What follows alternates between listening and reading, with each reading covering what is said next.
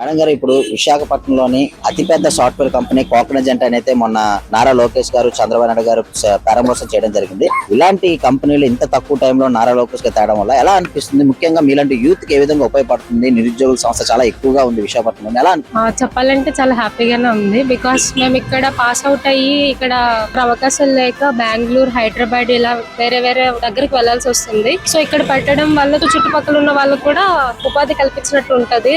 దగ్గరలోనే వస్తే ఈజీ అవుతుంది కదా. సో చదివిందానికి ఒక అర్థం ఉంటుంది. విశాఖపట్నంలోని అతిపెద్ద డేటా సెంటర్ అనేది గూగుల్ సంస్థ కూడా అనౌన్స్ చేశారు. అట్లాగే రిలయన్స్ కూడా 90 లక్షల కోట్ల పెట్టుబడితో రాబోతుంది. ఇంత తక్కువ టైంలో ఇంత పెద్ద డేటా సెంటర్ రావడం వల్ల ఒక విశాఖపట్నం ఒక బ్రాండ్ అనేది పెరిగే అవకాశం ఉంది. బికాస్ ఒక డెవలప్మెంట్ అనేది స్టార్ట్ అవుతుంది కదా.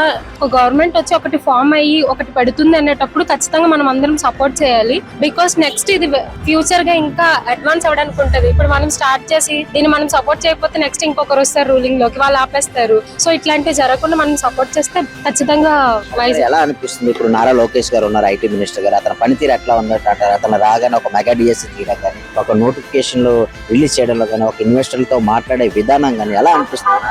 Feeling happy by seeing him. Because politics way change చేయడం, the way of talking, like కలుసుకుంటూ వెళ్ళడం, అపోజిషన్ పార్టీ వల్ల ఒకవేళ వాళ్ళు డెవలప్మెంట్ చేస్తానంటే కలుపుకుంటూ వెళ్ళడం అని చెప్పడం, ఎవ్రీథింగ్ ఇస్ హ్యాపీ. బికాస్ ఈ రోజు మనకి ఆంధ్రప్రదేశ్ కి డెవలప్మెంట్ ఖచ్చితంగా అవసరం, కొత్తగా ఏర్పడింది కాబట్టి.